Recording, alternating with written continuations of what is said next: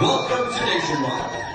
Please welcome on stage your host for this evening, the always funny, always crazy, always white, Dusty Red.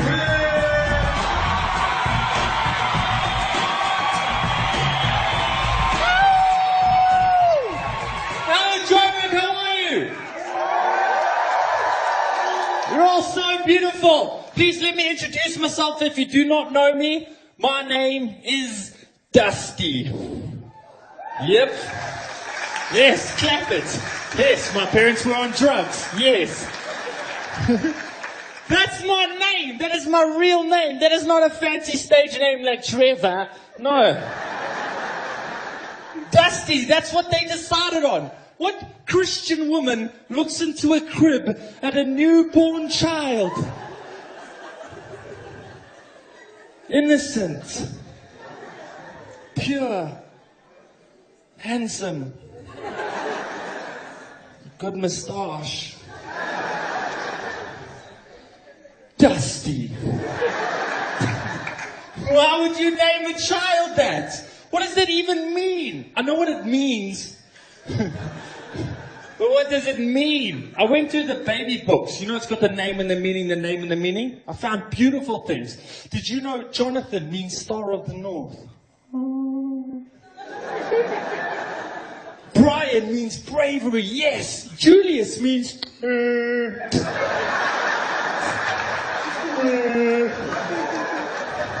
I make the money.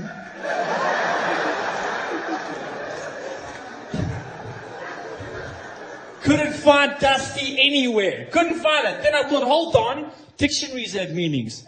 Let me check that out. Look for it. I found it. Do you know what Dusty means? It's profound. Lack of housework.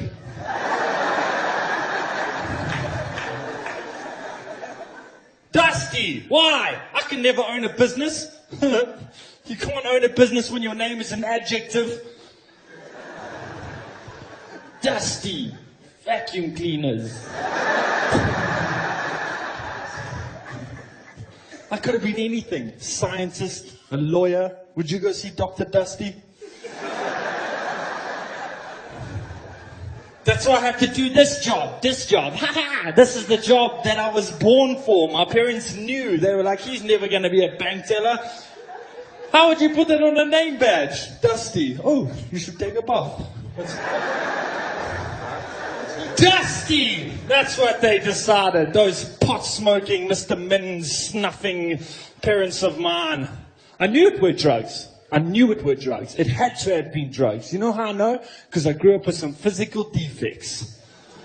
Not this.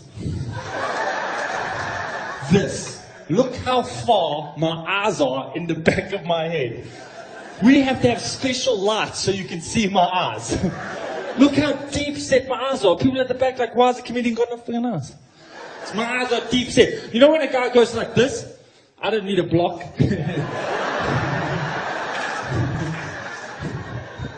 Rest of the comedians will come out tonight. They go, hey, Trevor, how are you? Wow, this light's bright. I'm fine. Let's see all of you. Born with a gazebo.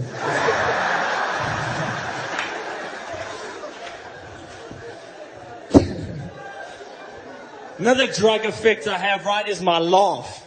The way I laugh. That's why I'm a comedian. That's why I don't watch comedy. Because this is what happens when I find something funny. This is what happens.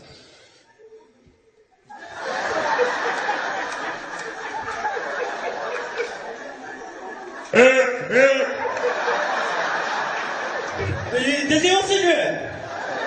What is that noise? It's cocaine left in the umbilical cord. Now it's stuck in my... Let's hear you up on the balcony. Let's hear you. And that's what poverty sounds like.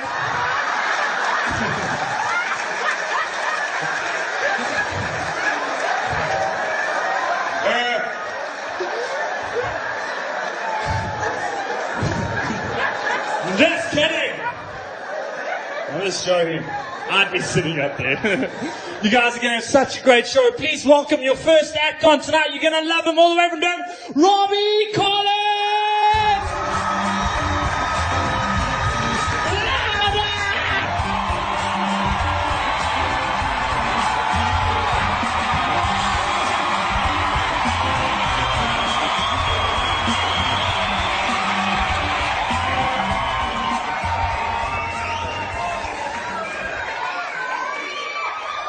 Hi.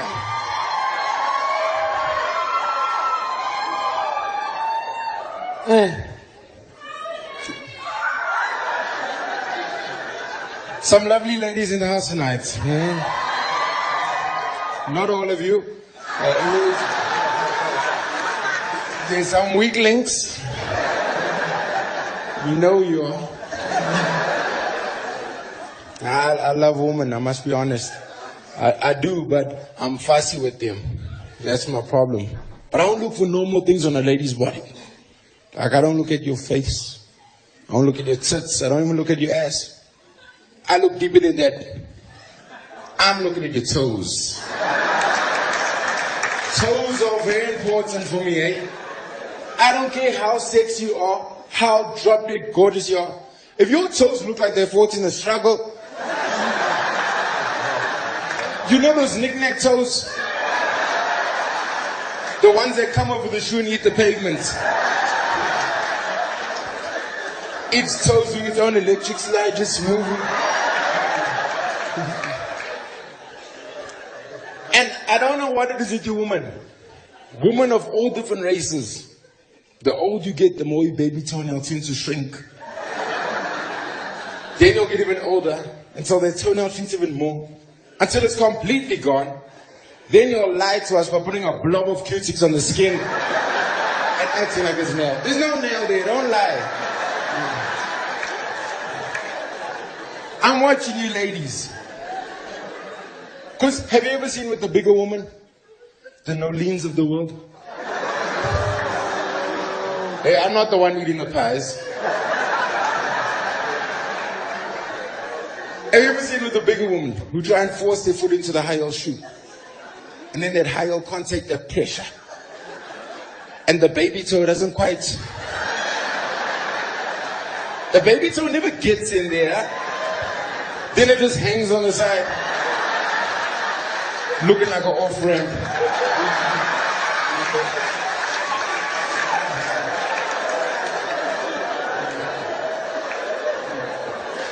They made Crocs for you.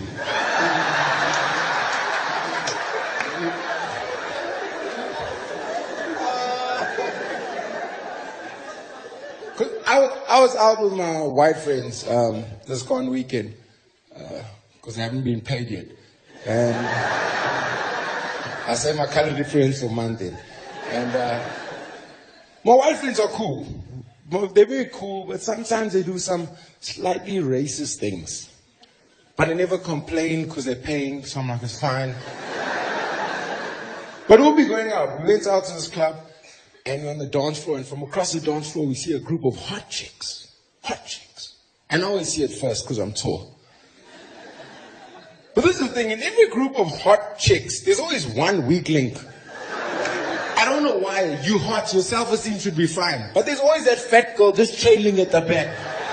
You can see the fat girl. I don't know why she's there. I don't know if she carries the money, but she just...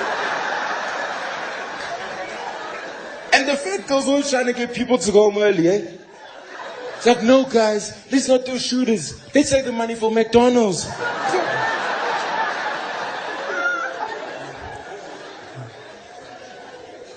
And we're having a good time. But you see, the problem is, the weak link in this group of hot white women happens to be my complexion. So I speak to my white friends, because you know, before you approach women in a club, you first got to discuss and see who's who going for. Because you don't want confusion when you get there. So I look at my white friend like, Matthew, which one do you like? That one? Oh, okay. Bartholomew? That one? Jono? Jono, Johnny. No, white people always call each other like that. Jono, Johnny, Jono. It's like, he's right here. Why are you screaming?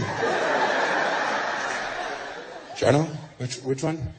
That? Oh, okay, time out. How come I'm stuck with her? But Rob, that's your kind. I'm like, when did my kind become cockeye?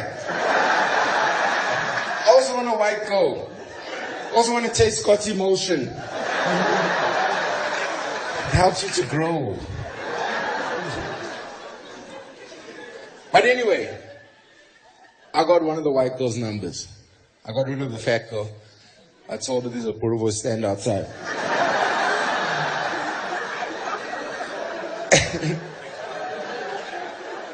And I got this girl's number, and she said I could take her out. So I thought I'm going to show off. Take her out to a fancy restaurant. You know those fancy restaurants where a waiter comes to your table to get the order? You don't have to stand in a line at a counter. There's no numbers on the menu. But this is the problem. When you're in a fancy restaurant, you get carried away because the environment's nice. Start ordering shit that you shouldn't be ordering. And you forget that someone must pay for this at the end of the night. That happened to me. I was ordering things on the menu I can't even pronounce. I was like, can I please have a cordon? Is this a silent cut? Is this chicken? Yeah. Bring the chicken. And fry the chips. But I messed up. I messed up at the end of the night, because at the end of the night, the bill came and the girl offered to pay. But I was trying to be cool, because you know as a guy, when you got some money in your pocket, you start showing off. I was like, no, I'll get this. We'll see you next week for movies. On Tuesday. It has to be a Tuesday.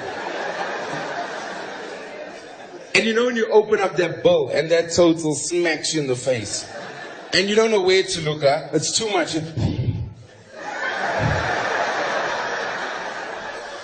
Finish that. You don't even want mints anymore, like fuck mints.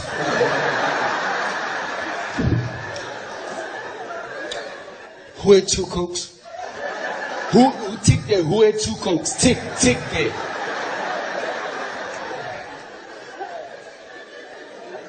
Then I was like, no, I like this girl. Let me just pay for the bill. So I called the waiter over. It's like, can I have the card machine, please? What? Oh, savings.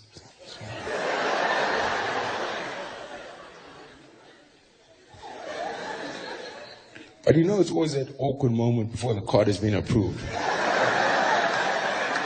Because even if you know your card has money, it is nerve-wracking. And the waiter can see what's happening here, and he'll tell you if it doesn't work. He'll be in your face. Decline, boss, decline. No, my man, go stand there. Signal's there. Sure. That's the last time I ate at Spur.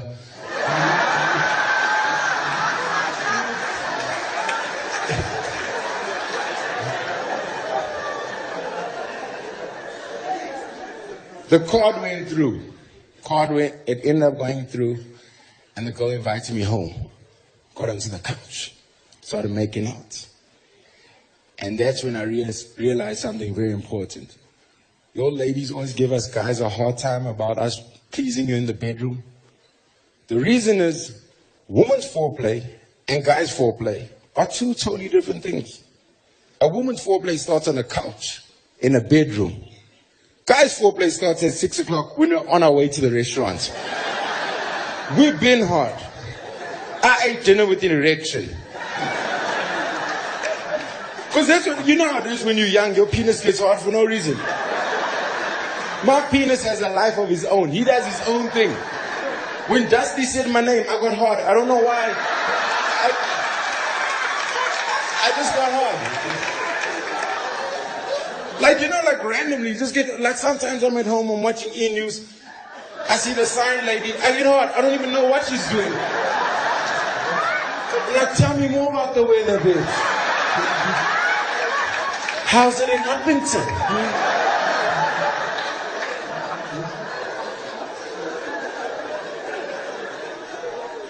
So you're trying to be cool. You're trying to get to that level. You know what I'm talking about? Sex. But you still got to be a gentleman about it. So you start with the first button on the blouse. Pop it open. She doesn't say anything. Like, phew.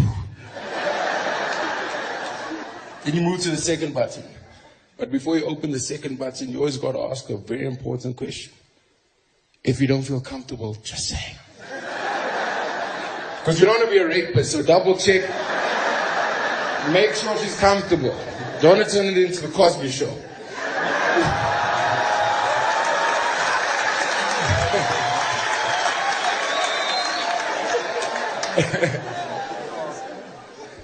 Then you get that off. And then you see the little cleavage and the bra. And then you start trying to take that bra off. Start fiddling with the bra, trying to take it off. But nothing's happening. Because your ladies don't wear those nice bras from the movies. You wear these other brown and beige things. I don't know where you found those bras. But that shit don't come off easily. It's like you staple them at the back. Then you're fiddling with that bra, trying to take it off. You're fiddling, and eventually the girl gets fed up with you. It's like, don't worry, I'll do it.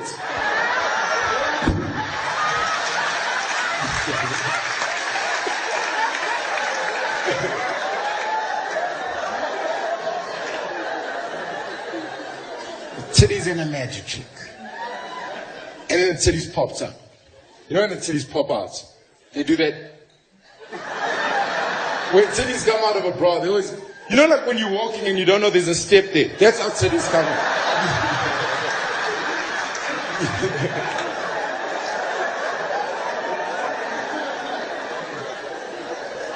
Then I saw the titties. My penis saw it first. And he was like, Amantla. But now I'm nervous. I'm nervous as hell. Because I'm not about to have sex anymore. Now I'm in bed with a white girl. No more sex. Now I'm representing a race.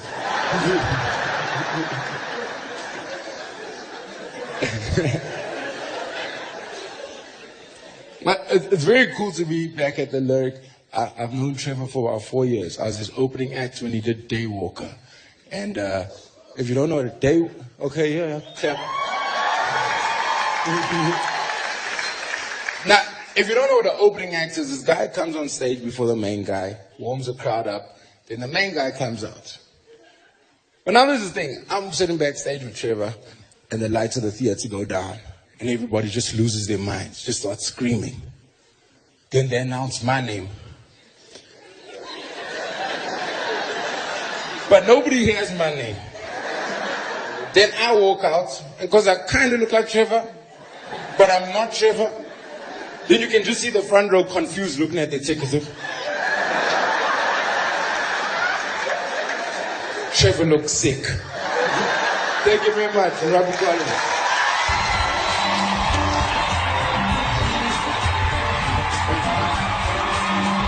Robby Collins! Robby Collins. Good, huh? You enjoyed it. I saw you laughing, man. You were like, oh, well, that colored man. He's a tall, beige drink of water. Are there any Afrikaans guys? Step ook jou. Good, let's talk about them. We did a show last night. I was a big Afrikaans guy, right here. And the kind of guy, that's how he speaks. Fucking. This is only the words that he knows. So I was chatting to him and I said, yeah, what's your name? Frikkie or something, I don't know. And I said, how'd you get here? He's like, carried my bakkie, fucking.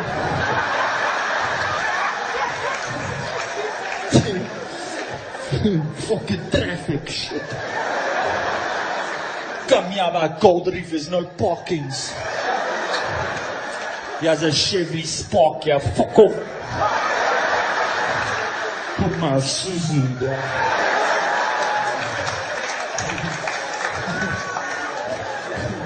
Put his car alarm on, boordel.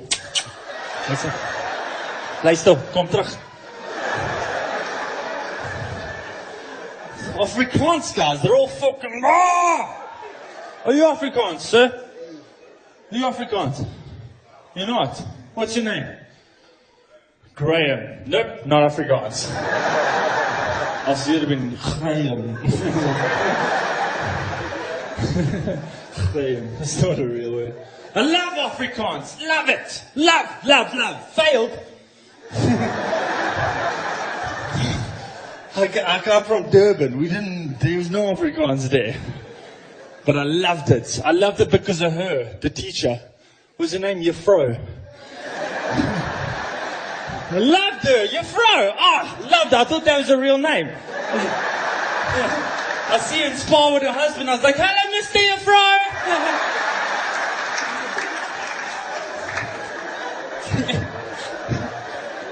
Loved her. I loved her. My favorite, loved, Afrikaans. I love it because it's the most descriptive language in the world. Their words are the most well-constructed words, but they have fucking no idea what they're doing. What's the fastest animal on the planet? Cheetah. Cheetah. Meow. Gone. What was that? I have no idea. Must have been a cheetah. What's a cheetah in Afrikaans? Jagluiperd. Direct translation, horny, lazy horse.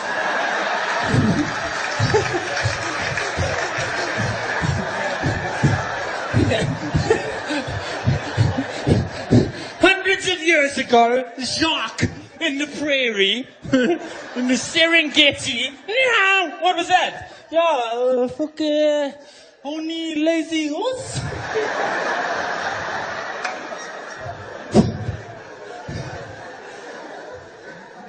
It's a beautiful language, though. Thank you for Wilton.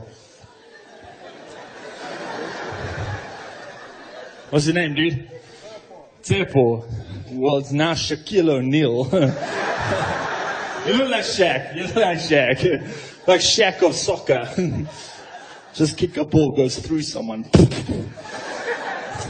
What do you do, Shaq? What's your job? Just doing this. What's your job?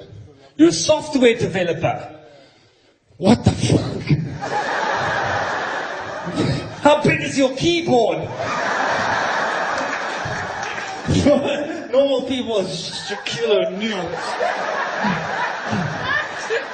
We have to use Shaquille O'Neal's keyboard. Spacebar. Software developer. Huh? What kind of software? Porn. Who's who with him? Do you have children? I feel sorry for you. There's going to be some big children. And children just going to walk out.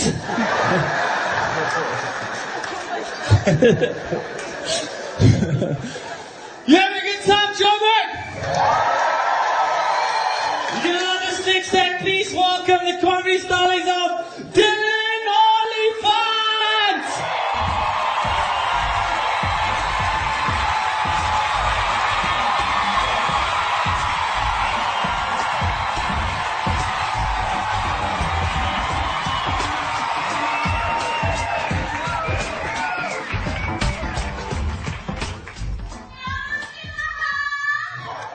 Are we?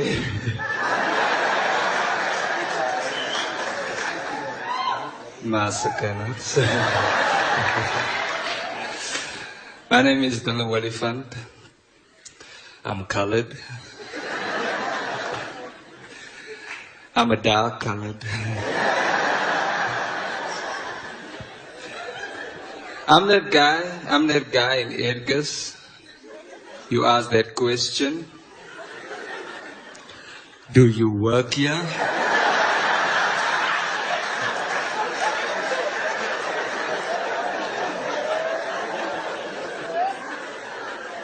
No, I always get mistaken for a black guy. Always do. Like I was at the bank the other day. Black people always come up to me and speak to me in vernac. Like I was at the bank and the security guard started speaking to me in Zulu. And I was like, I don't understand. I don't understand. The black guy next to me looked at me all disappointed.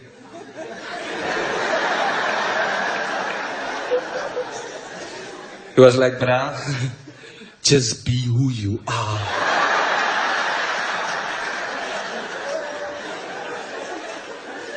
Even colored guys. A colored guy came up to me, spoke to me in English.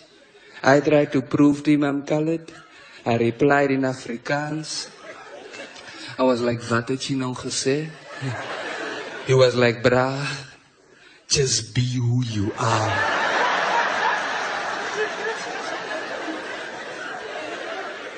Which is weird, because he was darker than me.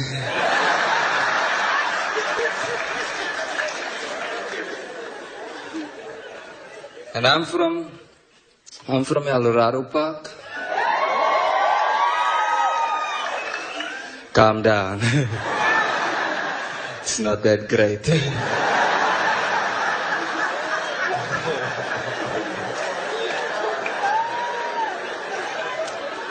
Eldorado Park is a rough neighborhood. Can't even let your kids out at night. They might rob someone.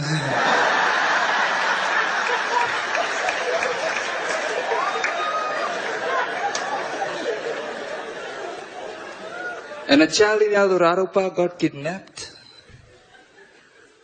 Who's that desperate?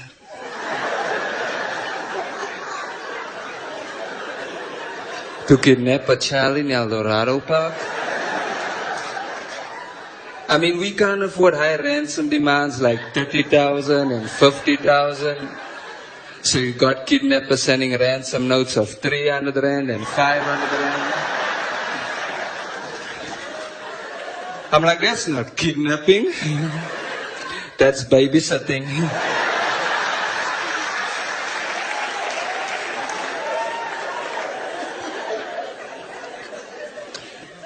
And we've had power outages in Eldorado Park, man. Horrible power outages. 7 weekends in a row, no electricity. 7 weekends in a row, no electricity. So what I do during the week, I take advantage of the electricity. I'm having steaming hot baths 6 times a day. I'm switching on the oven, the stove, the microwave, the TV. I leave them running the whole week. So when weekends come and people are like, I'm so sorry to hear about your lights. I'm like, it's okay. I needed a break.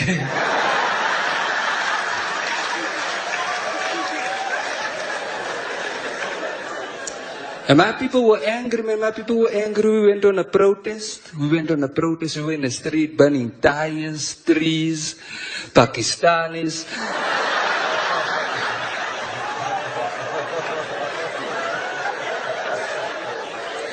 I was in the back singing, this girl is on fire.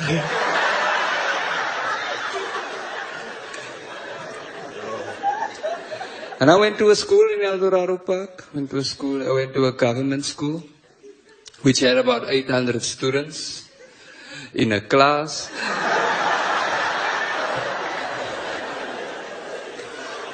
And I wasn't the smartest learner at school. Tandeka was our brightest student. She was albino.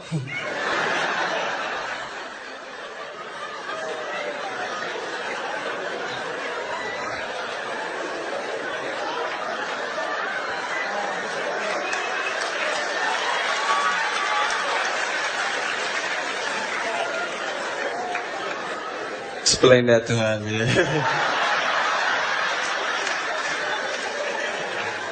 Now we know who wasn't the brightest learner at our school.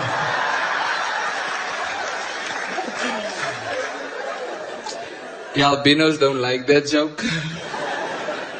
White people problems.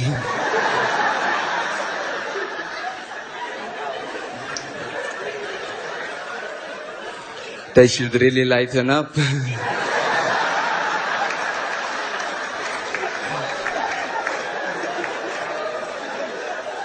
And I don't think my teacher thought we had a bright future, except for Tandeka. Because even the way we did the ABC was weird. We'd be like, A for arrested, B for bail, C for community service. And I remember this one time, a child came with a gun to class. All the other learners were scared because they left their guns at home.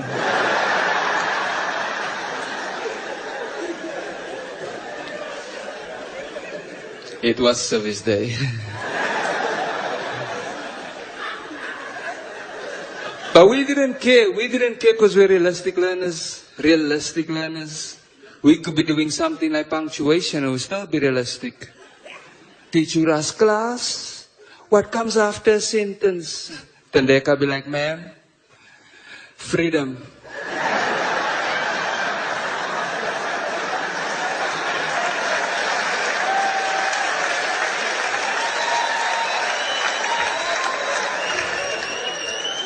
Oh, Tandeka. So bright. She knows the law. Ma'am, do you know the law? Like, did you know, ma'am, did you know? You can serve jail time for failed suicide attempt. They'll give you life.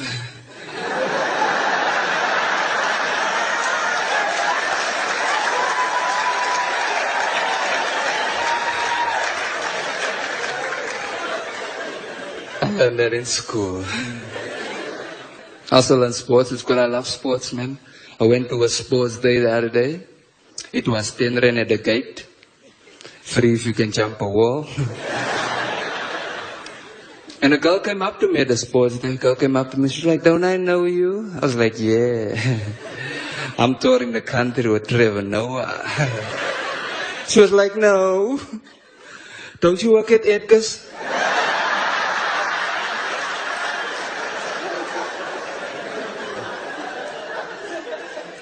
But I love sports, man. Love sports. Play all kinds of sports.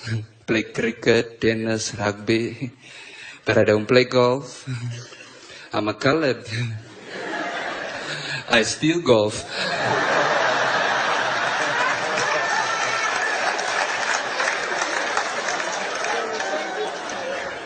If any of you here is driving a golf, don't worry. I've got my license. I'm just kidding. Learners. Because we really love golfs, man. We really love golfs. Ask a boy from El Dorado Park a maths question like x squared plus y squared. You then go x squared plus y squared equals GTI. And I'm like, no, Brandon. It's TDI. See, we might not know Pythagoras, but we do know velocity.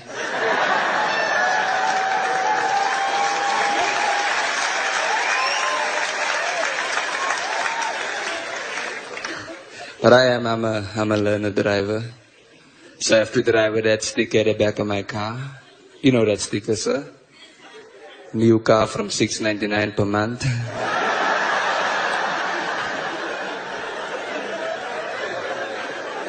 And I've been going for lessons. Don't ever let the uncle in the township who owns a driving school take you for a lesson. Because I was getting my clutch control wrong and he flipped. He was like, Dillan, for the very last time, take your foot slowly off the clutch. This is exactly why your father left your mother.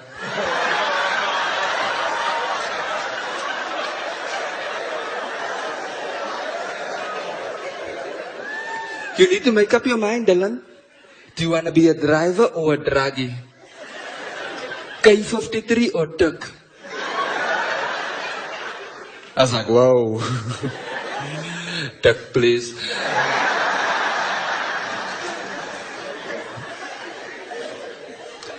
And my cousin finally admitted he's using drugs. And when you have a drug addict in the house, it's hard. Because you have to hide every little thing. Especially your drugs.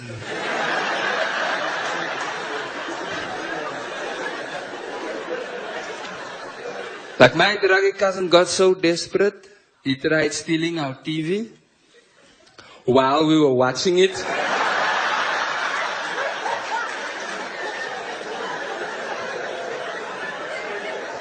I was like, Elton, what you doing? He was like, I'll be back after the ad break.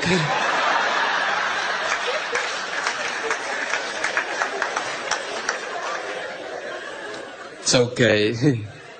He grew up without his father. I myself, I'm an absent dad. Any absent dads here tonight? I'm a proud absent dad. Love my kids like I love my flower. Self-raising.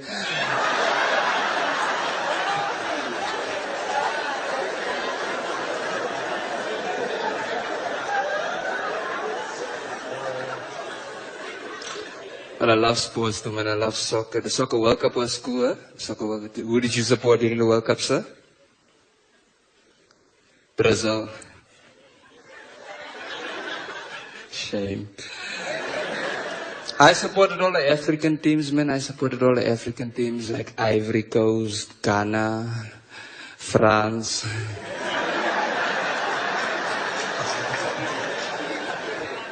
Come on, now we know those guys are African. We should start a campaign. Bring back our boys.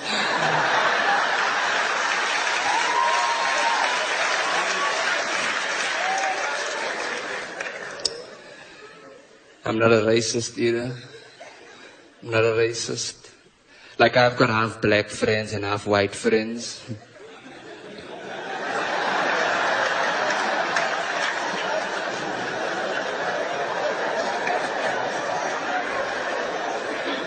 Colors. I do think that some black people, only some, think that they're entitled to free things. Always complaining about the ANC and their delivery. It's like the ANC is debonaires. If it's black, it's free. My name is Dillan Oliphant.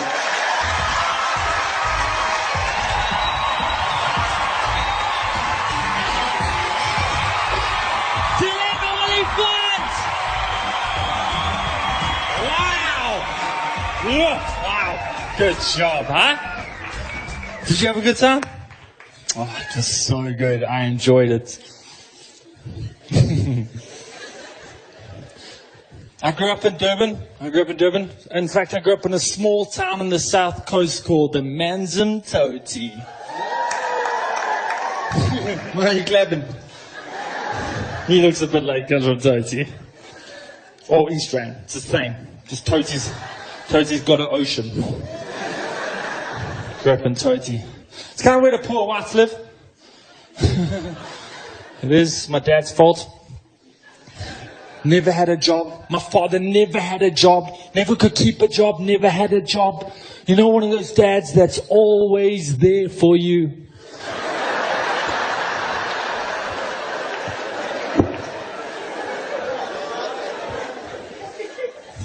He was a hardcore man. He was so raw. He used to give us hidings. Anyone from the hiding generation?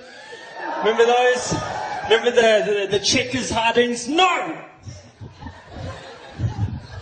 Let's get those checkers hidings every time I wanted cereal. We were poor, but we weren't shack poor.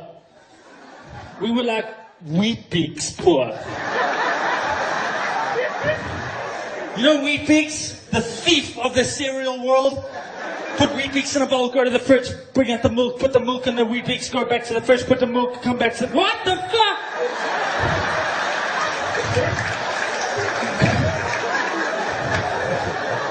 What the fuck you been?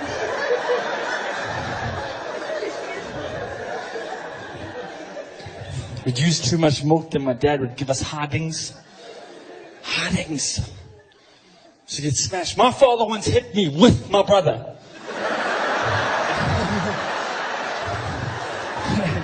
It's an open plan. So get hardings. Get disciplined. My father's the kind of guy who hit you in your ear and scream, listen. You're not doing it right, Papa. How old are you there? How old are you there? Little girl, how old are you? How old are you? 23. I'm 23. Should we get hardings? You never got hardings. You get hardings in your life. You probably get disciplined by an app.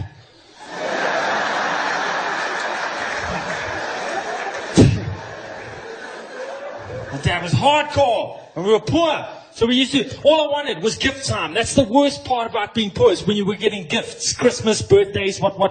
All I ever wanted, I wanted a puppy. I wanted a puppy when I was young. I wanted a dog. I remember the one day we were sitting around the dinner couch, and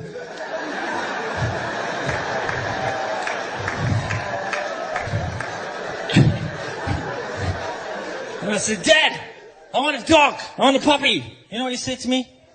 He looked right in my eyes, he said, "What do you think you're eating?" We were having hot dogs.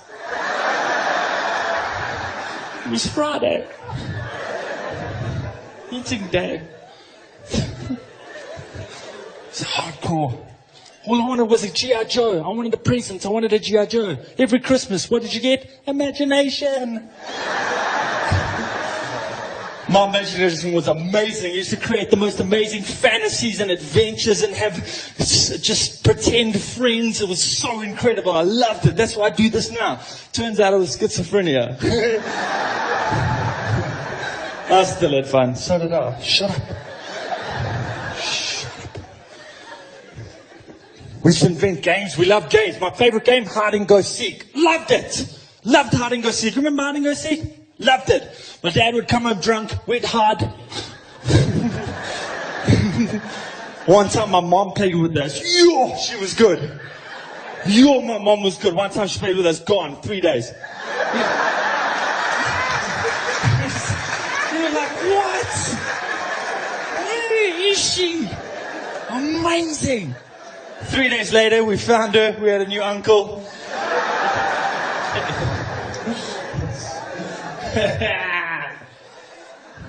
What's your name? Go on. What? Kyle. What's up, Kyle? What's your job? You're a graphic designer. Kyle, the graphic designer. What do you drive, Kyle, the graphic designer? Polo! It's got your shirt, bro. It's driving your shirt. Carl, the graphic designer that does a polo. That's right in there. Eh? That's the usual shit. Usual. My name's Dusty. I'm a comedian. A scooter. I drive a scooter.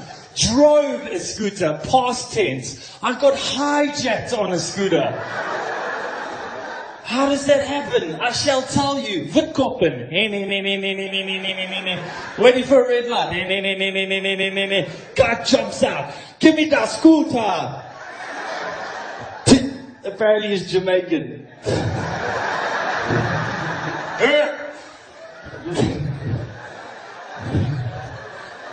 You want good accents? Wait, 2 minutes. Give me that scooter, man. I was like, fuck you, buddy. Guy chalked up next to me. I said, give me that scooter.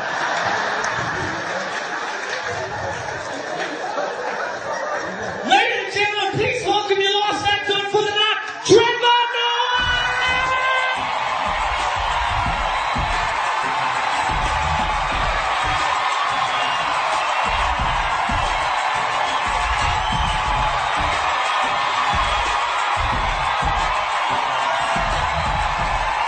What's up, Johannesburg?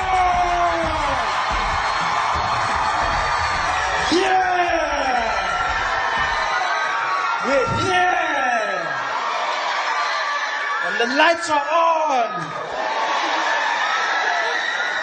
It's amazing how they take something away from now you're happy for small things again, eh? That's it. Before we were arguing, we want jobs! We want better infrastructure! Now we're just like, we've got electricity! Oh, at least! At least! I was worried. I didn't know. You never know these days. You never know. But we're here and we're having a good time. Thanks for coming out, people. Give it up for Dusty Rich, please. The amazing Dusty Rich. Yeah. Crazy bastard, but a good friend of mine. I like him. Very cool guy. Yeah. He's my white friend, I'm proud to say. No, he is. He is. I believe everybody should try and have a friend of a different color. You really need to try. Different race, different culture, different ethnicity, just to teach you about different sides of life. You know, we come from a place where we didn't do that. You got to try. It's hard. It's hard when you're older. You know, young kids are doing it now. You see them all different colors, but they all wear the same shirts, the same music, skateboards. You don't know what's going on, you know. But when you're old, it's hard. You got to try, learn each other. And Dusty and I are doing that. He teaches me, I teach him. You know, we learn. Like I teach him about suffering and then poverty, and then he teaches me about entitlement and you know, Just a privilege in general. It's a good mix. It's a good mix. We help each other out. Plus, we're going to be each other's backup plan, which is really nice in life. We'll be there for each other, like friends should be. If the country ever goes the wrong way, you know, if we go back to those days, then Dusty will be there for me. Yeah, I'll get to keep my car and my house. You know, if the police come asking questions, hey, wie's huis is hierdie? Be like, pas Dusty? Hulle soek vir jou beter kans. Ja, dit pas, hier kom no. Dis net vir my nie. Ek maak net skoon hierso. Ja, Dusty will help me. And I'm going to help them. It's not a one-sided affair. If the country goes the other way, you know, maybe the EFF takes over. Julius is running the game. White people's houses are getting nationalized. I'll be there to protect Dusty. I'll just wait for them as they come running down the streets, going into everyone's houses. Wait at Dusty's house. As they come in, I'll be like, don't worry, guys, I've got him. Go to the next door. Okay, they're gone. Let's go play PlayStation. We can keep each other safe, you know. I love it. It's good times in South Africa, for the most part. You know, I don't complain anymore. I enjoy it. You guys are here for comedy. I don't know why you came for comedy, to be honest. Oh, I mean, with Parliament, I don't know why. Like, all the jokes are there. I don't know why. In fact, this is too much jokes. It's double jokes now. They do jokes there and then they do jokes here. You can't have jokes in Parliament and jokes in comedy. In fact, we should be talking about the law here. We should be talking about the future of the country. We can't be having double jokes, guys. It's too much jokes. If the politicians are going to be comedians, then the comedians must be politicians. Let's be honest. Like, there's got to be balance in something. Those guys are having a party over there. You see every single pay back the money. Julius Malema basically turned it into like a Wild West. It turned into like a Zulu Bollywood movie. Because 1 minute it was just him, pay back the money. Then all of them were like, pay back the money, pay back the money, pay back the money, pay back the money. Even the DA was getting involved. Pay back the money, pay back the money, pay back the money, pay back. Everyone lost their minds. I don't know how Julius Malema does it, but he's the most infectious person around. Just when you think he's out, no, he's back. He's back. I think he does it just because he doesn't want to read all the books that they have to read in Parliament. That's what he does. They're like, yeah, you have to study up on these laws for we're going to be voting tomorrow. And he's like, what? Next day, they're like, Julius, did you do your homework? Pay back the money! Pay back the money! Pay back the money! He just doesn't want to read, that's all. He's made it a horrible time. Jacob Zuma hasn't smiled in months. He was our laughing president. You guys remember that? Huh? He was that guy.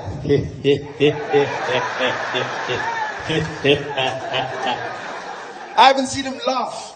For months he's been there in Parliament in a corner.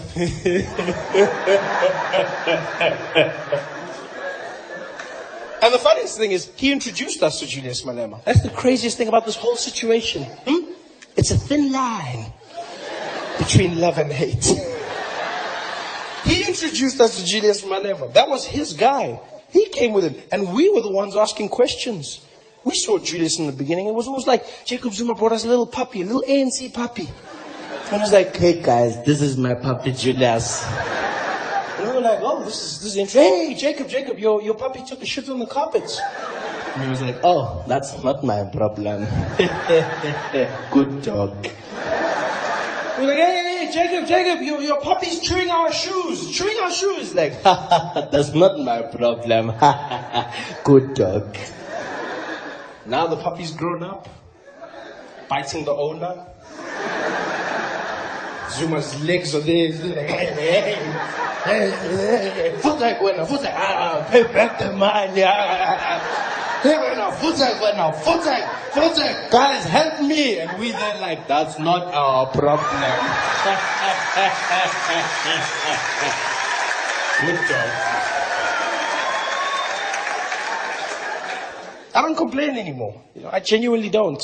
Because I've learned you complain everywhere in the world. Like when you travel, you realize how many people complain everywhere in the world. South Africa seems like we're crashing until you go to other places and they seem like they're crashing. I went to the UK. You think the UK is having a fantastic time. South Africa's like, oh, that's my dream. That's my dream. That's my dream if I can just go to the UK. Oh, the UK. Oh, wonderful place. Oh, I just need to go there. The motherland. Oh. Just to touch the ground of my home. Oh. So it's not that great. People in the UK are suffering. They're having their own poverty. Old people are dying because they can't put in their heaters during the winter. This is what's happening in the UK, the Great Britain. People are suffering all over the world. In America, they're complaining. They're going, there's racism at the highest level, segregation, black people being shot by police. People are complaining everywhere. I go, we have our problems. At least I understand them. At least I understand it. I don't complain, I'm not saying people shouldn't complain. People will complain. White people will always complain. We know this, No, this is because white people are good at complaining. You have it in your blood. You see it from white people. Like when they're born, they have it. Like white babies don't cry the same. Other babies are crying like, White babies are like, why? Why? Why? Why? Why? Why? White people have it in their blood. It's part of who white people are. And it's just a thing. It's not a bad thing. It's just a thing, White people are so good at complaining. They've got different techniques of complaining. It's not just one style of complaining. Some of them will complain on Facebook. Some of them will complain on 702. My favorite type of complaining white people do is the silent complaint. That's my favorite. The silent breathing complaint. That's the best one ever. Yeah. Where they just breathe out really hard. I love that. You see them everywhere, just doing it.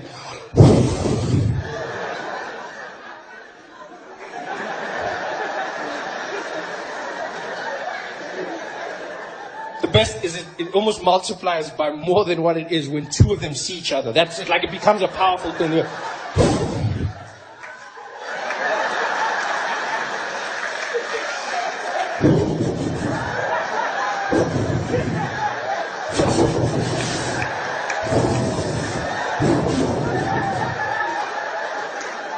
I don't even understand why do you breathe out your anger? That's all white people. That's why Cape Town is so windy. It's just so many white people at the same time.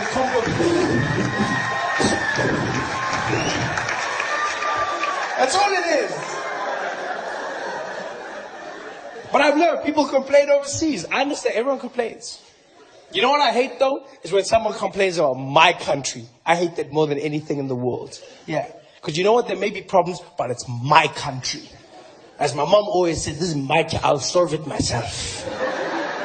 That's how I work. Because I was in the UK and this guy, we had a conversation. Started nicely. And then took a left turn. In the middle of the conversation, he goes, yeah, that's really interesting. But you know what your problem is, Trevor? You know what your problem is in South Africa? Yeah? You know what your problem is? I said, no, but you'll tell me, won't you? So yeah, I'll tell you, Trevor. I'll tell you what your problem is. In South Africa, you've got too much crime. That's the problem. Too much bloody crime. Yeah, crime and vuvuzelas. That's your problem. That's a crazy, he didn't even pause when he said crime and in the same sentence. Crime. He didn't walk away. He didn't go like, crime, that's the problem. Oh, you know what? And no, he went crime and vuvuzelas. Like in equal measure, these are the plagues of our nation. Like every day we battle crime and mothers are seeing their children leave the house going, Temba, be careful of the crime. Nama vuvuzela, yazwa? Look after yourself, boy. It made it sound like every day in South Africa, people are getting shot randomly in the streets. They're like, hey!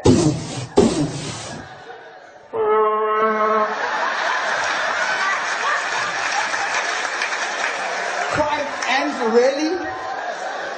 And vuvuzelas? When the hell did the vuvuzela become the most hated instrument in the world? I don't understand how this happened. I don't understand how we allowed this to happen as South Africans. We just bowed down to the world. They're like, oh, the Vuvuzela horrible. We're like, oh, we're sorry. So, no, I will not. I stand up for my Vuvuzela. You know why? We don't have a Vuvuzela problem. We never had a Vuvuzela problem. Because before 2010, there was no Vuvuzela problem. After 2010, we haven't had a Vuvuzela problem since, yeah. During the World Cup, we didn't have a Vuvuzela problem. We had a foreigners blowing Vuvuzela problem. That's what we had. In South Africa, we should have a thing where you have to have a license to blow Vuvuzela. You can't just come here not knowing Vuvuzela etiquette, blowing it randomly.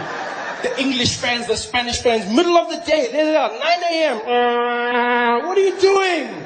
It's so much fun. It's wrong. What are you doing? It's fun. But it's my dad's funeral. Yeah, but still, it lightens the mood, doesn't it? We'll miss him. Like, what the hell are you doing? These guys blew Vuvuzela. Then the world was like, oh, South African Vuvuzela. No, South African Vuvuzela in the wrong hands. That's what it is. That's what it is. Vuvuzelas don't make noise. People with Vuvuzelas make noise.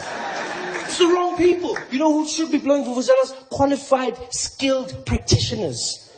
Chiefs and Pirates supporters. That's who should be blowing Vuvuzelas. Because there's never a problem with them. You watch them at those games. You watch them. There's always one guy in the corner. One guy. A mysterious man. You don't know where he's from, nor where he's going. He almost just pitches up in the stadium by himself. And there he is. With his Vuvuzela. He's got those little mining hats that they've designed. You know, his uniform is like the Pirates logo, but it's painted on his stomach. He doesn't wear shirts. And you know those stomachs that are hard, but it doesn't look fat. It looks like it's full of confidence. And those guys stand there and they blow their vuvuzelas in the corner by themselves. It is the sexiest thing you've ever seen. That vuvuzela will speak to you. That guy's just there in the corner.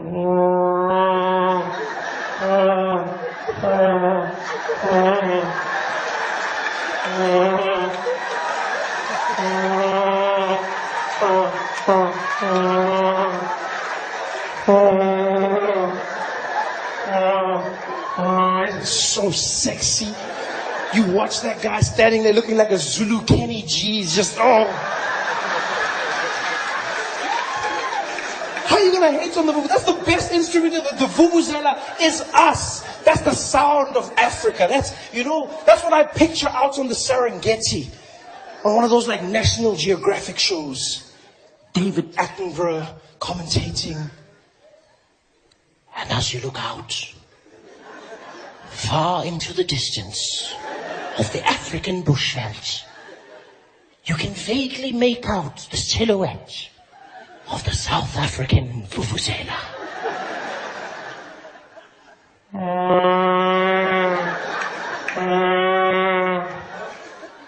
The male Vuvuzela is a stunning creature.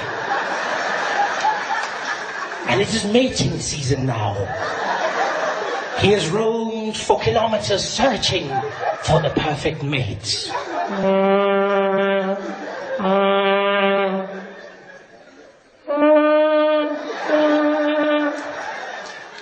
He has found her. The two vuvuzelas slowly begin the mating ritual.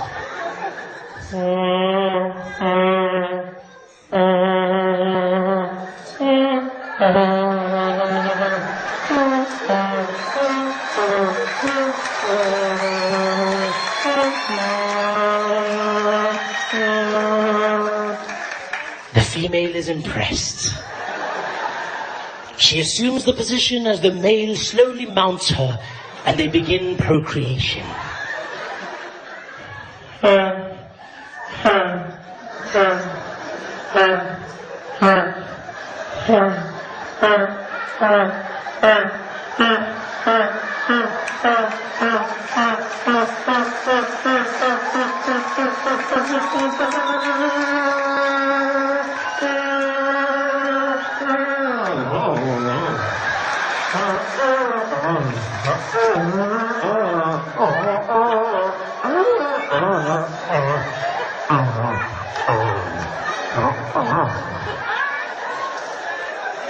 The male is finished.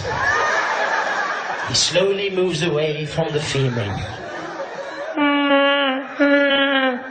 She seeks out for his approval and affection.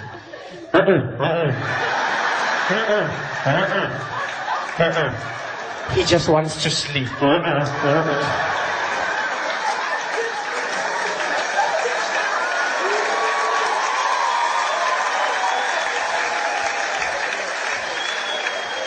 hear a hint on the Vuvuzela. I love that.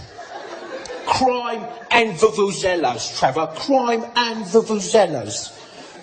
We don't have that much crime. I made it seem like that's all we've got is crime. Oh, bloody crime. Too much crime.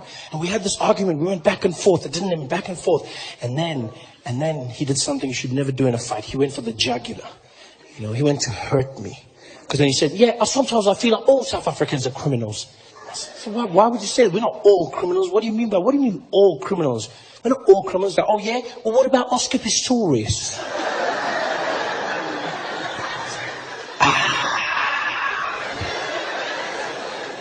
Oscar. Yo, that guy killed us, eh? I mean, he killed one of us, but he killed us as a nation as well. That should have been the second murder charge. Eish.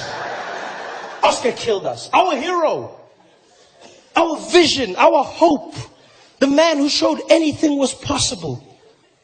And then the next day, a villain. The whole nation was shocked. I'm still shocked. Sometimes I don't believe it. You go, how did this happen? What the hell happened? What did we do wrong? I remember when the news first broke, I was on Oscar's side. I genuinely was on Oscar's side.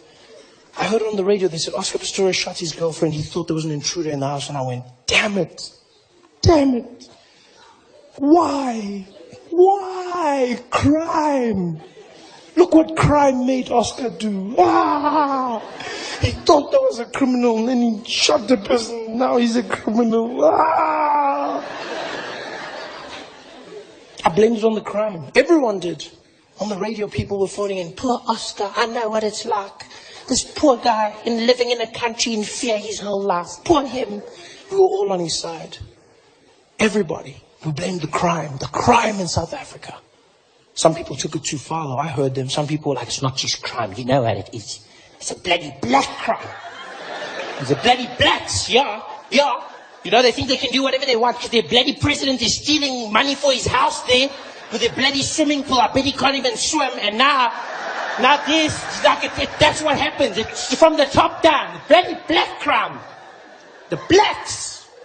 And black people were like, yeah, we are sorry, come on, guys. Why do we always do this sometimes? Come on. Sorry, Oscar. Everyone was on Oscar's side. Until we heard the story. Because then, everything changed. Because Oscar's story made sense. Until he told it to us in detail. And then it just didn't make sense. Like, I'm not a lawyer, nor am I a judge. But his story didn't make sense. Because Oscar told us, this was his story in his words. He told us that he was at home on the night in question, on Valentine's Eve, right? He was in bed with his girlfriend, Reva. Okay. And then he says they were in bed sleeping, but then he says he couldn't sleep, even though he says he went to bed early because he was tired. But fine, he can't sleep. That's fine. It happens. Whatever. So now he's up. He can't sleep.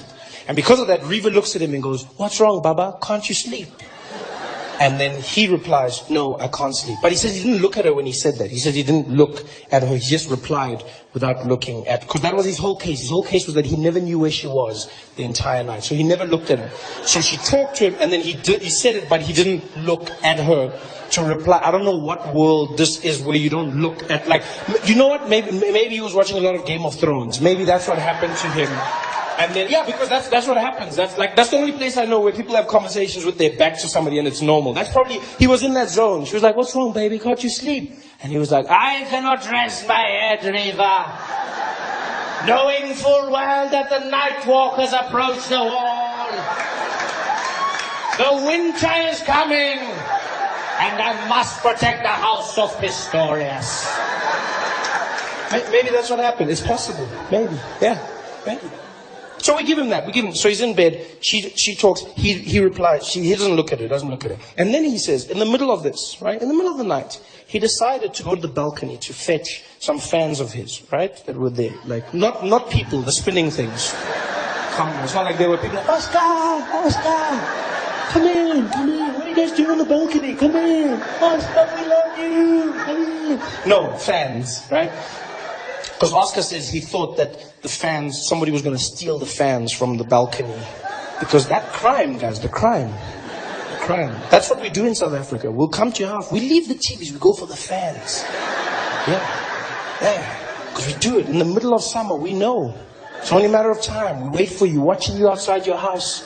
The first sweat drips down your brow. We go, hey, are you hot? Yeah, I'm very hot. If only you had a fan. I do have a fan. Do you? Oh.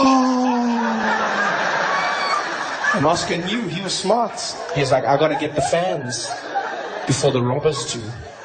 And so he told us, he jumped out of bed to go get the fans. So he's in bed with Reva, right? Decides to go get the fans. Jumps out of the bed, goes to the balcony to go fetch the fans, right? Gets it to the bar. I don't know why you laughed. There was nothing funny there, but whatever. So, there was not. Why were you laughing? Why? What do you mean, because of the walk? No, that's not cool. No, I was, whoa, wait. No. That was like a comical walk like I would do for a person that's going a short. Did you think that was like a stumpy? That was not what I was doing. No, you came with your own jokes. Whoever laughed there, that was not my joke. That was your joke. Take it home with, that was not me. I was just saying like he was walking, now I see why you, but that's like, this is not cool. Anyway, take your joke away. That was not, anyway, there's nothing funny. He was in the bed, jumps out of the bed, goes to the balcony to fetch the fans. While he's there busy getting the fans, Reva jumped out of bed and she went to the bathroom, right? She went to the bathroom, but she didn't make a sound. Yeah, because she's a part-time ninja. So she didn't. And then when she was in the bathroom, which was further away, which was in the bathroom, in the toilet, then she made a sound that Oscar heard. And he says it sounded like intruders were climbing into the bathroom and going into the toilet. That's what he says he heard. It's a very specific description of a sound you've never heard before. Yeah, because you say it sounded like intruders were climbing into the window of the like, that's a very specific. If I heard that sound, I'd just be like, I heard something. Like, how would you describe it so specifically? What did you hear? I heard it sounded like intruders were climbing into the bathroom. They're wearing gumboots. Climbing on it's a ladder from Builder's Warehouse. I can hear. Like, how did he? At one point, Oscar even said, he said, I heard what sounded like wood sliding against wood. That's what he said. How do you even know what that sounds like? That's such a specific thing to know in the middle of the night. How do you know what wood? It's like, what are you watching Pinocchio porn movies? How do you know the sound of wood sliding against wood? Like, who are you? In this mind, this is what he said. He said, I thought I heard wood. So, and immediately Oscar went, like, how do you know that sound? Maybe, you know what, maybe I've got to give him the benefit of, maybe he didn't know that sound. Maybe he knew it from previous, maybe it was his ringtone. It could have been his ringtone. People have strange ringtones. Some people have knock. Maybe Oscar had intruder climbing into a window of bathroom. That's how he knew the sound. Yeah. So he was there at the balcony, and then he heard the sound, and he was like, is somebody falling? He said, no. If they're not falling, there's robbers. And immediately he decided, I have to go and protect myself. So I need to fetch my gun. The gun that was under the bed, on Reva's side of the bed, right? But then he says he went to fetch the gun, but he didn't look at the bed. And so, I don't know. So the bed there, robbers, get my gun.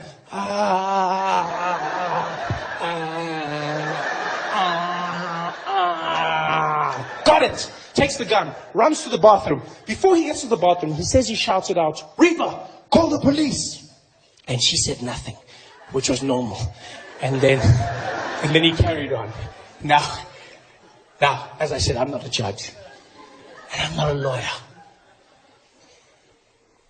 But I'm a human being. And if there's one part of the story where I'm going to have to call a lie, it's that you can't tell me as a man you genuinely believe that you would jump up in the middle of the night, out of bed, run to the bathroom with your gun and shout at your woman and tell her to do something. And she stays quiet? Really? You like, baby, call the police. And she's like, ooh. So kinky. This is the best Valentine's Day ever. Call the police because a crime's about to happen. What do you mean she just kept quiet? And as a man, do you really believe that? You really believe you would tell your woman to do something and she would just keep quiet? And that wouldn't make you look, that would make me look 5 times. I would like, whoa, that was, well, you just kept quiet. You heard me and you, wow, that was new, that was nice, that was nice. He says that's not real. That would never happen. Oh, no, you know what would probably happen? You'd be going to the bathroom, same scenario, you'd have your gun, you walk there, you go, baby, call the police. She'd be there like, ah, call the police. Why? Because there's robbers in the bathroom. How do you know? Because I know. Did you see them? No, I heard them. What did they sound like? It sounded like wood sliding against wood. I know it. I heard intruders climbing into the bathroom. Are you sure it wasn't your ringtone? No, it wasn't my ringtone. My phone's on Do Not Disturb. It wasn't a ringtone. Just call the police. But how do you know there's robbers? What the hell's wrong with you? Call the bloody police. Don't you talk to me like that. Don't you talk to me like that.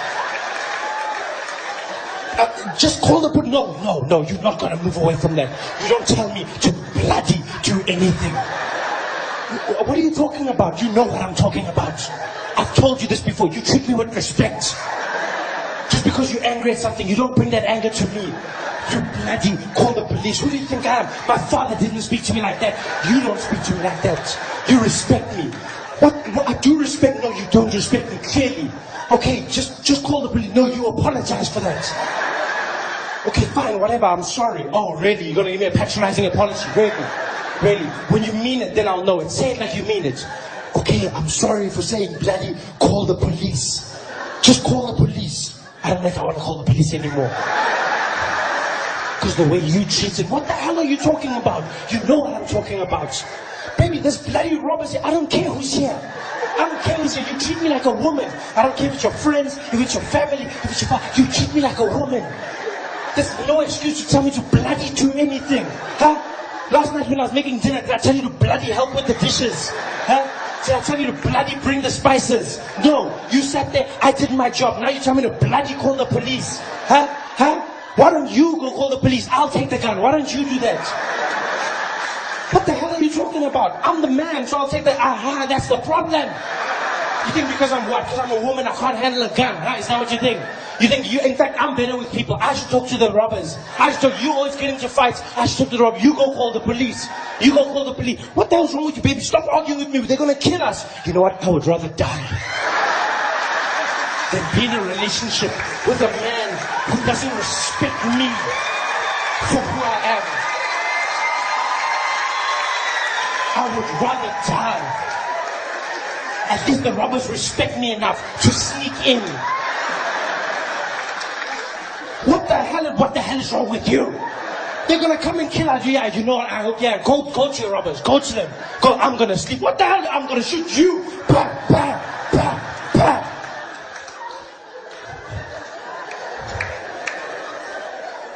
That's more likely to happen. She said nothing. Story doesn't make sense. The whole story. Oscar went into the bathroom with his gun, looked around, he said, "Who's in the bathroom?" Nobody replied. Yeah. Went in some more. "Who's in the bathroom?" Nobody said anything. Yeah. There was nobody in the bathroom. Nobody replied. This is another thing that's weird to me. What woman doesn't reply when she's in the bathroom? That's the one place where a woman replies, when they're in the toilets. Women will never keep quiet when they're in the toilets. You know why? Because they never want a man to come and find them in the toilets. A woman's greatest fear is a man discovering that she takes a shit. That's the greatest fear every woman has. A woman never wants you to know, and you know what, ladies, we don't want to know. That's what romance is. We never know when you are doing that. And women have worked so hard at this. So hard. So hard. Like men, we give it away. You know exactly what we're doing when we're doing it. Our toilet breaks are useless. Yeah, we go for 2 minutes, we come back. You know when we're peeing. Yeah, you know. Yeah. You know how we're taking a dump? We go, never come back. Ever. Ever. And when you finally do come back, you got that free walk. Did I miss anything? You know exactly what men were doing. But ladies, you've worked hard. You've worked hard to keep the romance going, the mystique. We don't know what you're doing. At dinner, I'm just going to go powder my nose. Shit. You never know what she's doing.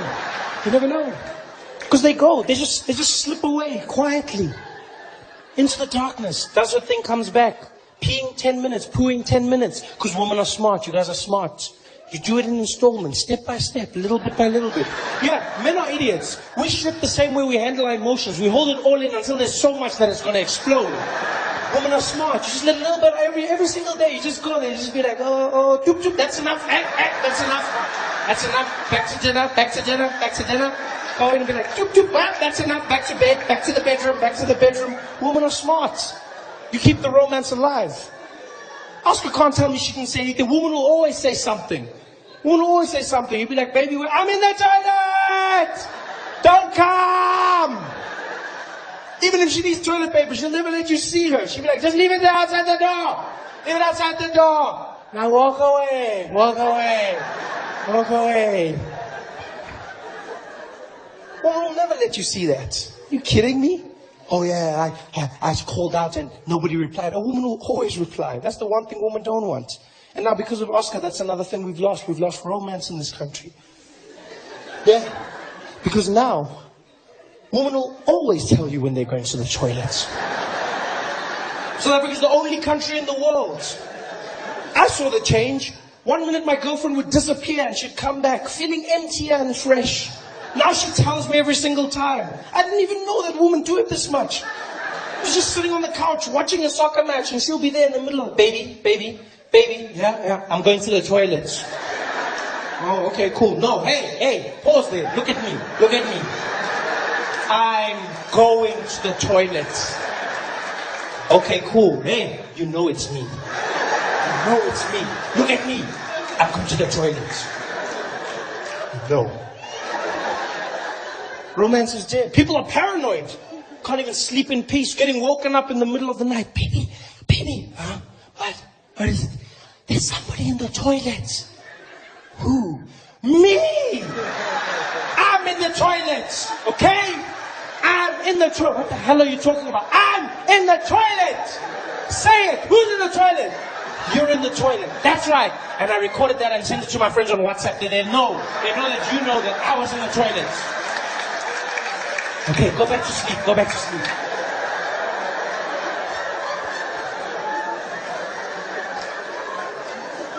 Oscar Pistorius took so much from us. It's no wonder that he's become a villain. It's no wonder that people now disregard him. They go, oh, Oscar, we hate that guy, we hate that. But you know what? Don't be so quick to hate him. You know, hate what he did. You can't take away the good things he did as well. That's what people don't understand. They go, yeah, Oscar's a bad person. Yeah, maybe he did a bad thing. We don't know for certain he did a bad thing. We'll never know the truth of that night. He did a bad thing, you know. But you can't take away the good that he did, you know. Do kids have hope? Yeah, a whole bunch of kids. A whole bunch of disabled people no longer see themselves the same because of that man. You can't just separate the two. You can't go, no, he's not good anymore. He still has that. And he's still my hero. Oscar Pistorius is still my hero. A hero that did a very bad thing.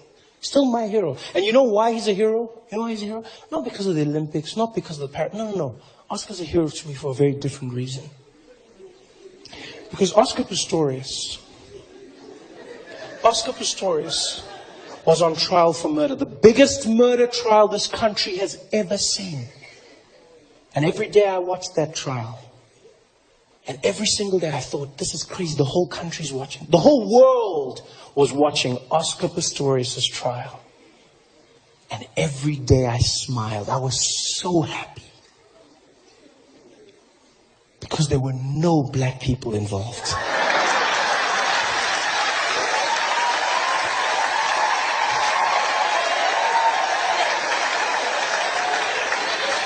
For the first time, black people got to watch the news on the couch, like just sitting there enjoying what was happening. Reacting, like, you. Hey, yeah, these people are dangerous, eh? Oh, man, this crime. Hey, this crime is getting out of in the toilet. In the toilet. Zakaka. Ay, man. Oh, man, at least let me wipe first, man. Oscar Pistorius changed the world. You understand that? Oscar Pistorius showed what so many people have before have failed to show. Oscar Pistorius showed that crime is not a black thing. Crime is not a white thing, people. Crime is a South African thing. It's our crime to share and fight together. Crime has no color because of Oscar Pistorius. Finally, we can see that for what it is. For so long, crime has separated us. Let's be honest, black people, you read the news, and what do you think? As a black person, you read the news, and they go crime, and you go, Botaki. It's probably my cousin, yes? The burden of crime has been lifted from black people. And white people, for once, you feel included. For so long, everything in South Africa seems to exclude you. BEE, BEE, tender deals, everything. And for once, you're included. I'm sure there were white people who wanted to get involved in crime. People who wanted to get in, they wanted to be great criminals. And just because of the color of your skin, they wouldn't let you in.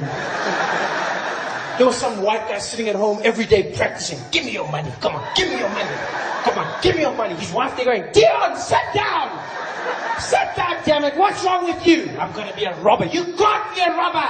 You can't. Look at yourself. You can't be a robber. I can do it if I work hard. No, you can't. You know that's not for us in this country, man. Sit the hell down. Do something else.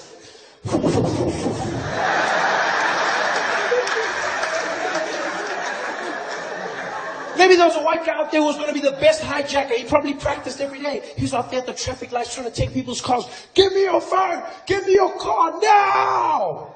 Nobody took him seriously. Sting.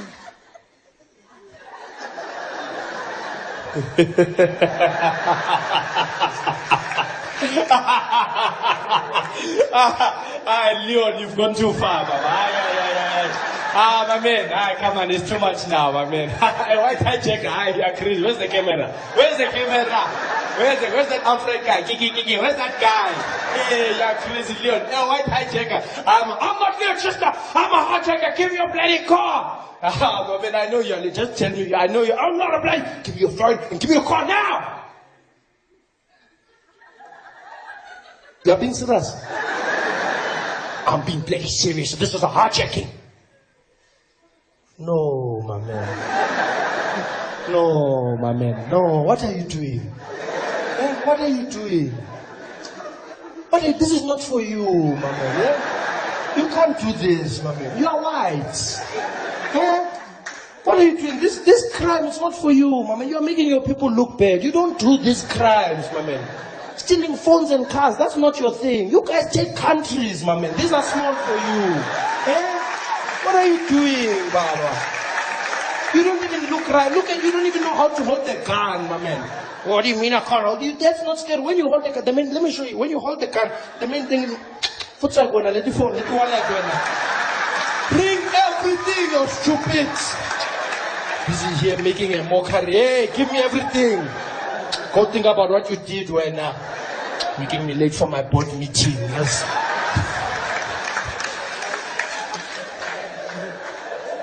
Oscar Pistorius opened the world up, people. Oscar Pistorius showed that crime is not a thing of color. Because that's what it was. Let's be honest, that's exactly what it was. Because in the story that Oscar told us, he told us about intruders that climbed into the bathroom. Yeah? Intruders that climbed into the bathroom. And we all know that there were no intruders. We now know that there were no intruders. But we also know that they were black. There were no intruders, yes. There were no intruders. But they were black. Because every single time he told that story, every single time he told us what happened. When the word intruders was mentioned, who did you picture climbing into the window? Huh? Who did you picture climbing into that window? And you can sit there and go, I didn't picture anybody. No. You pictured something. Who did you picture? Even in a fictional event, who did you picture climb? I could have pictured anybody. Anybody? Really? Anybody? Anybody? Specifically anybody? Huh? Anybody who? Anybody who? Did you picture some big Afrikaans guy climbing up a ladder? Is that what you pictured? Some guy there in his two-tone? Oh, come on, yada, come on, yada. Is that what you pictured? Huh? Oh, you didn't picture anyone? What? You pictured some Indian Bali and his friends coming to rob Oscar? Is that what you pictured? Some guy climbing? We're gonna rob this old yard. We're gonna rob him. Hey, B-Cash, come on, boys. We're gonna show this. Oh, say we must treat him the same. We're gonna do that. Let's go, boys. Let's go. But first, right? Let's go to the toilet, okay? Yeah? What are we doing in the toilet, boss? We're gonna steal his shirt, yo. Let's go, boys.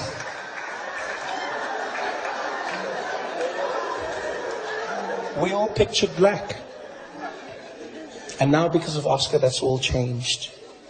It's a fantastic thing. He's a hero again in my world. A true hero. We don't celebrate our heroes enough in this country. So many of our heroes, we chastise them. We bring them down. It's jealousy, it's hatred. Umona. Heroes that we don't acknowledge. Greats. After Nelson Mandela, we always go, nobody else can live up to that. Yeah, but there's small levels of greatness. You don't even have to look far. For instance, our great sign language interpreter.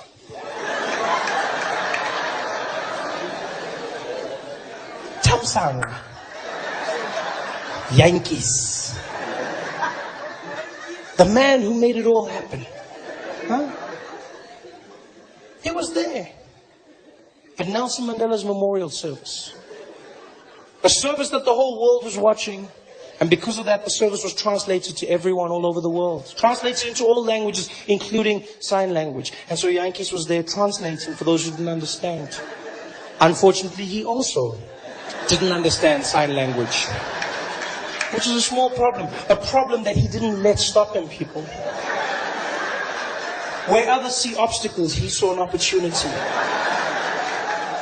People go, he's a con man. He's a bloody, how could he do something so deceitful? Yeah, you gotta go, how could he do something so deceitful? That man Yankees showed something so powerful. He's a role model to the children. Because he showed that you shouldn't listen to what people say you can or cannot do. If you believe in yourself and you work hard enough, anything is possible.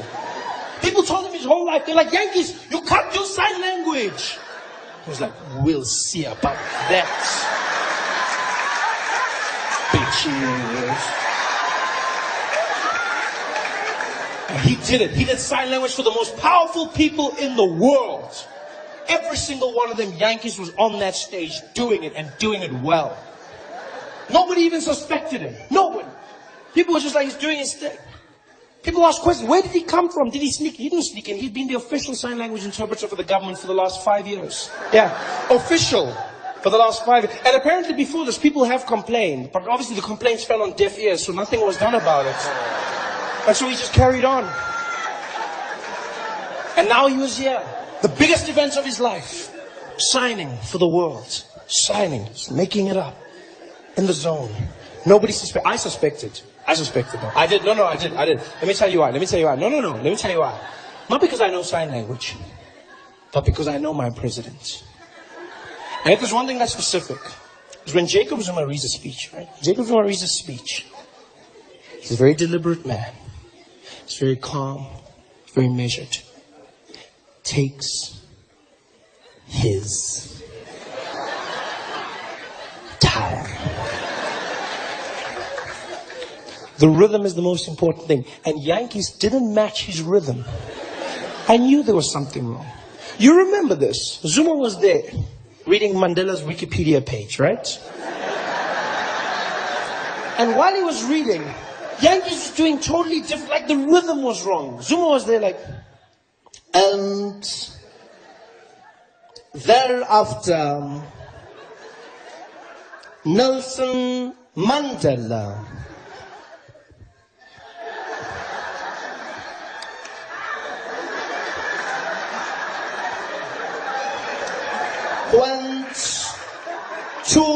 Robben Island.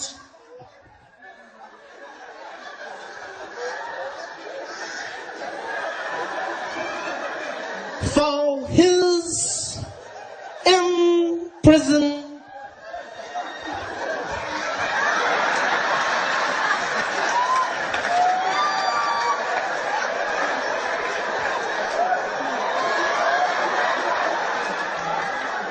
Term and true.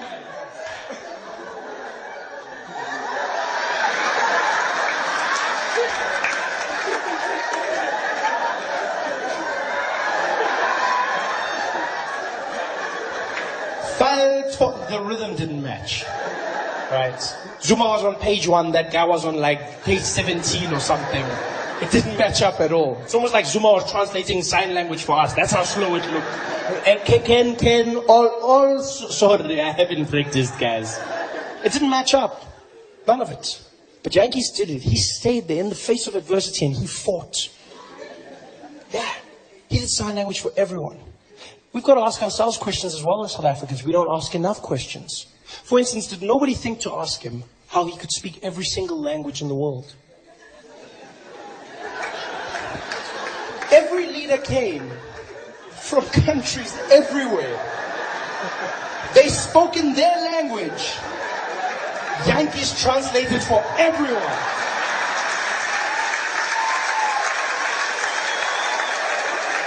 Did nobody stop to ask? Even for a second. The president of Brazil is standing up there. Nelson Mandela está no pai. Nós temos de você, de caixa, do gosto muito, pelo que estava pesado. Nós do Yankees was there.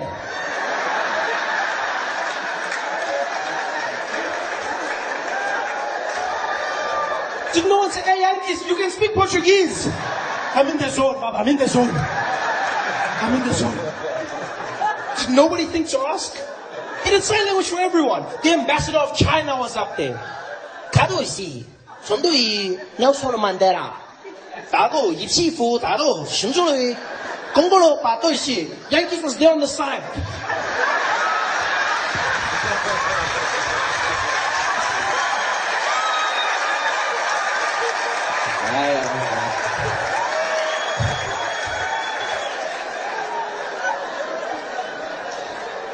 He just made it up.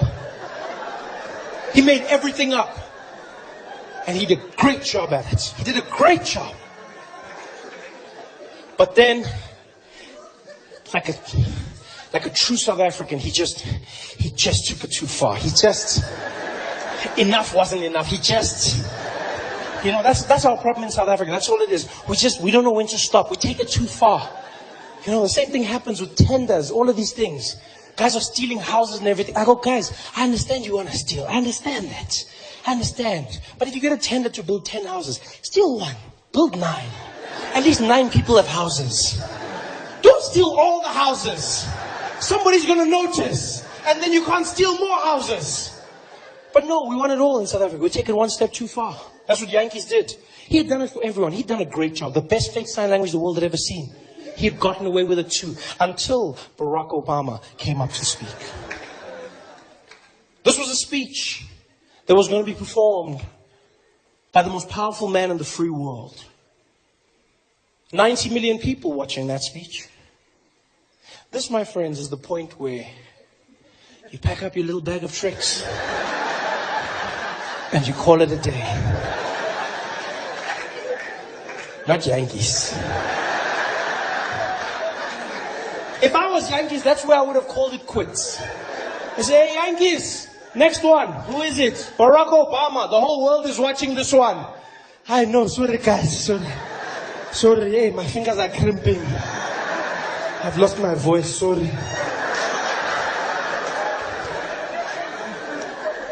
Oh, no, not Yankees. They're like, Barack. He's like, I'm there. And he was. Doing sign language for Barack Obama. And they found out that while he was doing the sign language, he kept on using the same signs over and over again, right? The few real signs that he actually knew. And apparently all he knew was four things that he kept on doing repeatedly. And those things, they asked afterwards, real sign language interpreters, they found that he was doing this, right? Which means greetings, yeah? Greetings, he kept on doing that. Another one he loved doing was circle, yeah? Okay, circle. One of his favorites was smoking, yeah? And every now and again he'd go, that's all he did, over and over again. Can you imagine that? Nelson Mandela's memorial, Barack Obama pouring his heart out. There he is, Barack Hussein Obama. And Yankees.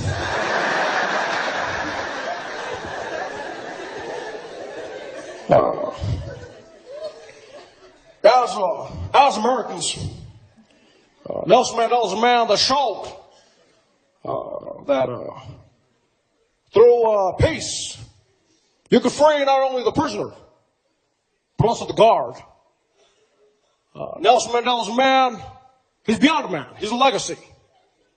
A legacy I could never aspire to be, but we can all look towards. And for me, Nelson Mandela showed that sometimes in life you gotta go the hard way. You gotta say the things that matter. And always remember to do what counts. I could never be Nelson Mandela. Can you imagine how horrible it must have been for every single deaf person watching that speech? Imagine what it must have been like as a deaf person watching that at home, sitting there. It must have been the craziest thing they've ever seen in their lives. Deaf people just watching going, hello. Hello. What? Why is he talking about smoking? Why is he talking about smoking? I'm going to talk about Nelson Mandela. I'm talking about smoke. Talk about Nelson Mandela. What's wrong? Why is he talking about what? Hello. Why did he? This is the worst speech ever. There's something wrong with this guy. Barack has a smoking problem. What the hell? Talk about Mandela. This guy, what's wrong with him? This is the worst speech. I can't listen anymore. This is horrible. This is horrible. Tell me when it's finished. Come through this, man.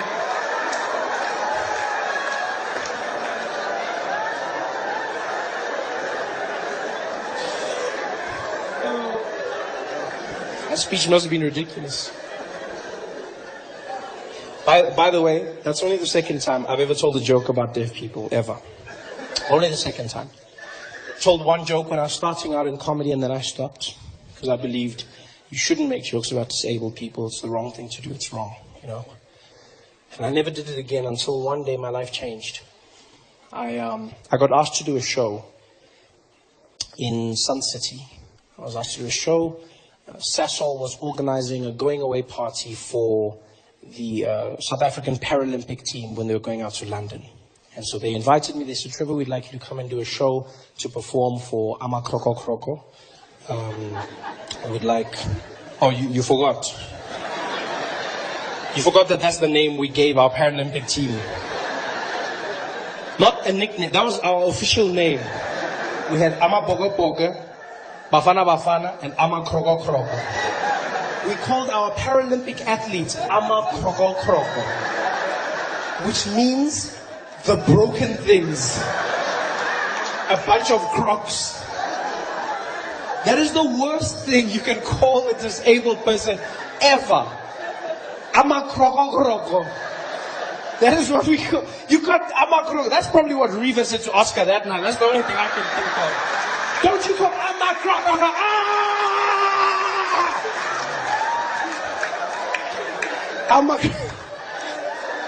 So anyway, I was doing a show for Ama Kroko Kroko, right? And because I'm there, I did no jokes about disabled people or anything that could be seen as offensive. I did nothing like that. And after the show, I was meeting some of the guys. Everything went well. And one of the athletes came up to me. I'll never forget this till the day I die. He came up to me. And he was partially deaf. And he introduced himself. And he was a fan, a great fan. And he was like, hey, Trevor. Hey, man, how are you? I I said, hey, how you doing, buddy? How are you? Good to meet you. Good. He said, yeah, man, great to meet you. Great to meet you. I'm a big fan. I said, oh, thank you. Thank you very much. Thank you. Thank you. He said, yeah, dude, I love your stuff. You know, you should have subtitles because, you know, sometimes I don't get it. Because I'm partially deaf. I was like, oh, I didn't even notice. Yeah, cool, yeah. I didn't even know. I just thought you had an accent. That's cool, man. That's nice to meet you. He said, yeah, that's cool, man. I didn't have a question if you don't mind. I said, yeah, go ahead. He said, how come you never tell jokes about deaf people? So I'm sorry, what? I don't tell jokes about deaf people. He said, yeah. How come you never tell jokes about deaf people? I said, what do you mean? So, well, you tell jokes about everyone. Tall people, black, white, everyone. But I've never heard you tell a joke about deaf people. Why?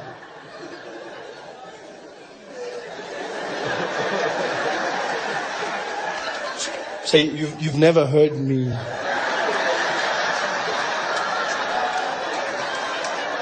tell a joke about deaf people. Yeah. No, man, not like that, you stupid. No, man, you're an idiot. So, no, see, I don't know. I don't make jokes about deaf people. He said, yeah, why not? I was like, because I can't do I shouldn't make jokes about deaf people, because if I did that, then deaf people would be hurt, and they would be offended. Why would we be hurt? Not like we don't know we're deaf. So I never thought, I thought I was protecting you. Protecting us from what? From nothing. We also want jokes. We're deaf. Yeah, we know we're different, but we still want the same things. I was like, yeah, but you know what's funny? You say I must make jokes, right? But even if you're cool with it, you know who will complain? People who can hear. Yeah, they'll complain on your behalf, because that's what people do. They get offended for other people. They'll be the ones going, oh, Trevor Noah's an asshole. He made jokes about deaf people. And then, so? Why do you care? So because it hurts. It hurts. It's like, dude, you're a comedian. Suck it up. It's easy for you. No, dude, just make the joke. If the jokes are funny, people will laugh and then we move on. I was like, yeah, you know what? You say that. But then what do I do if they complain? Like, dude, if they complain, they complain. Okay, you know what? Go do the joke. Go do the joke. And then, if they complain, you must do what I do. I was like, what do you mean? He's like, just don't listen. So that's what I did. You guys have been fantastic. Thanks for coming out. Thanks for coming to Nationwild. Good night.